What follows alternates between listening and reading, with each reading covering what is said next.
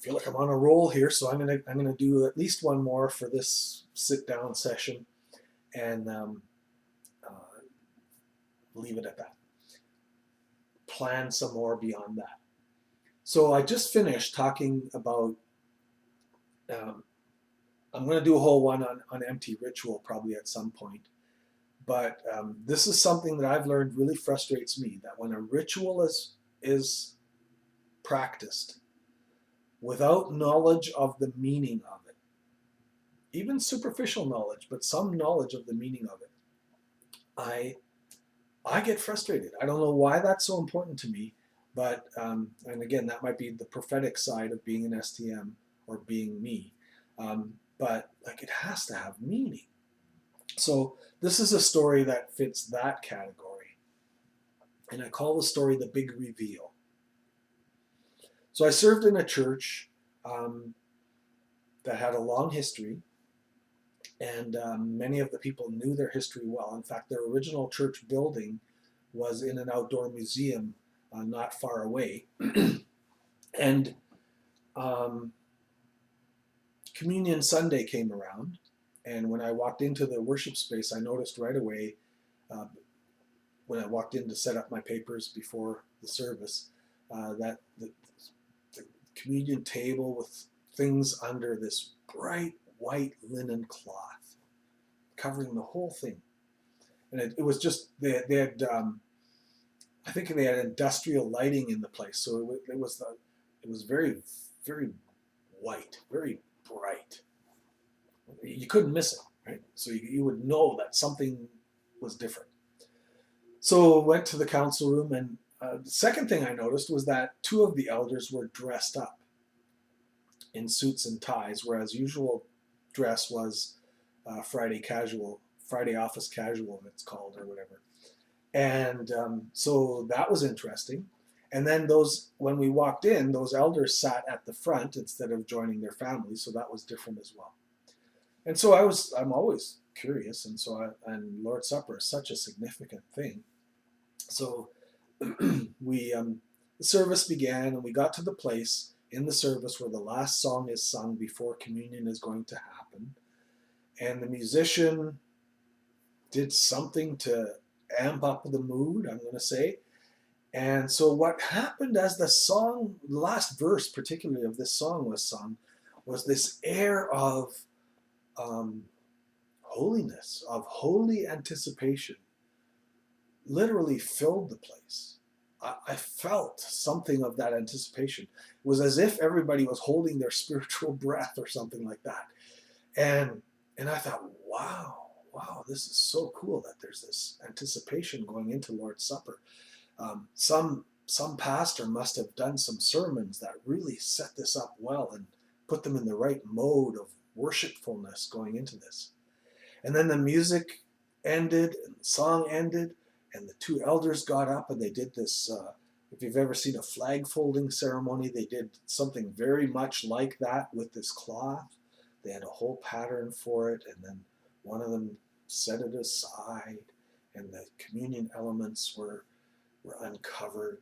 And again, I'm thinking, wow, this is, wow, breathe, people, breathe, physically and spiritually. I love the awe of this.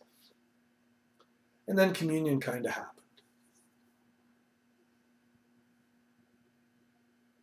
So, next elders meeting, I was curious.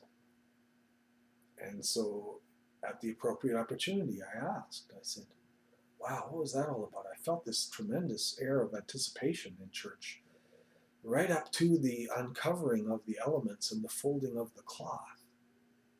Um, where did you learn? Where did you learn to have that anticipation? What does it mean to you? Did a pastor do some sermons on revealing the gift of God for his people or something like that? And what I got around the room was, no, that's how we've always done it.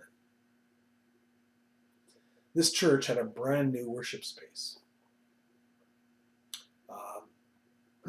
Very good air conditioning system. No windows ever got opened. The doors were all like double sets of doors. And So something clicked for me. So I started asking. I went into Pastor Columbo mode and started asking questions. I said, your original church building, was it airtight?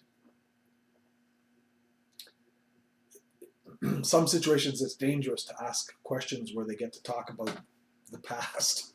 So a couple of the older elders talked about remembering that they would stuff extra bulletins into the cracks in the windows in the winter because it was so cold, such a cold draft.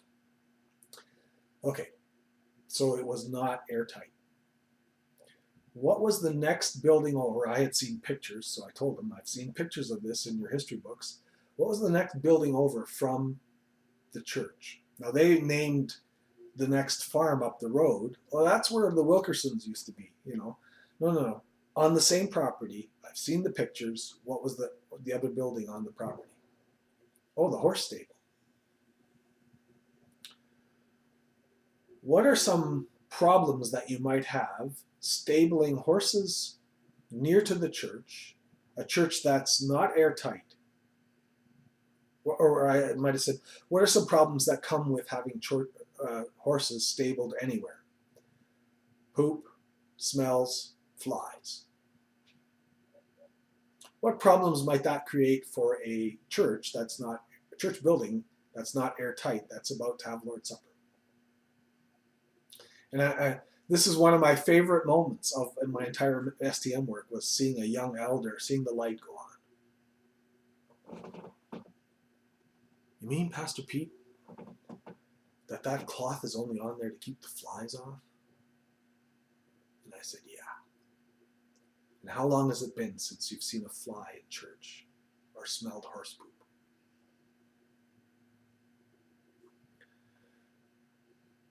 So this is part of the danger of what we do in the church, what all of us do.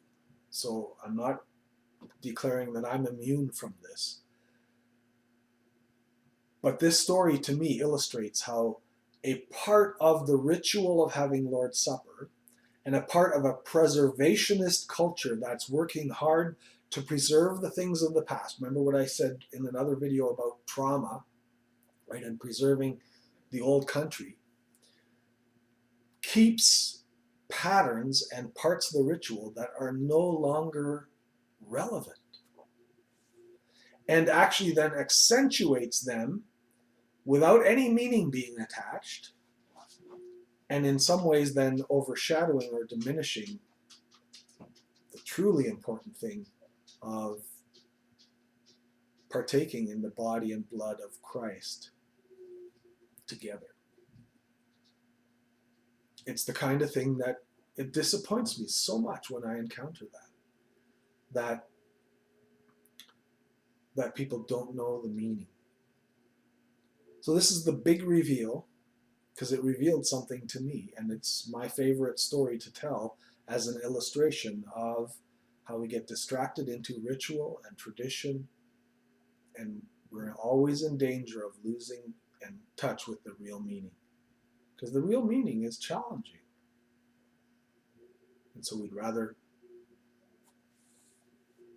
do the same old without meaning.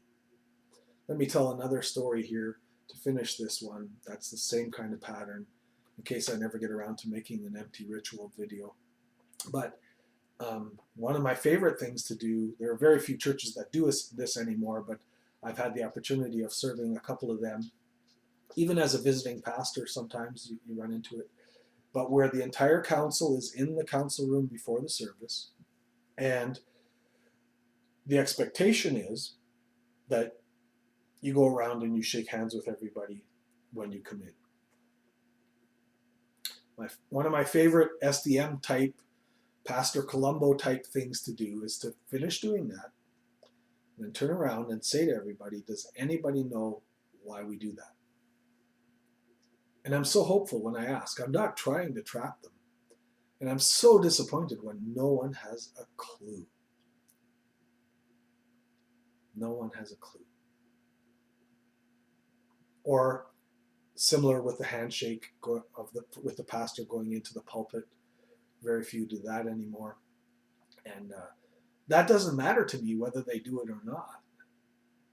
But if they're doing it without meaning being attached, that's problematic. So, because what that indicates is that as new council members come in and they figure out, and this is difficult when you get people from completely other cultures that aren't used to this, right? And they don't understand right away, and they don't dare ask either. And um, so I remember one of the refugees that became an elder coming in and just standing with everybody because he had been told that he's supposed to show up there, but then he figures out after he sees three other people do it that he's supposed to shake hands, right? But if nobody explains, then the pattern just gets repeated without meaning being attached. And this is a sad, sad thing in the church today. Um, so that's just another one that I do. Um, that's part of my pattern of just gently questioning um, the practices and the habits of a church, and then also gently insisting that if they're going to do something, they at least have meaning attached to it. And so, like, if this church in the big reveal story kept doing that, but had some meaning attached to it with the cloth, that'd be fine.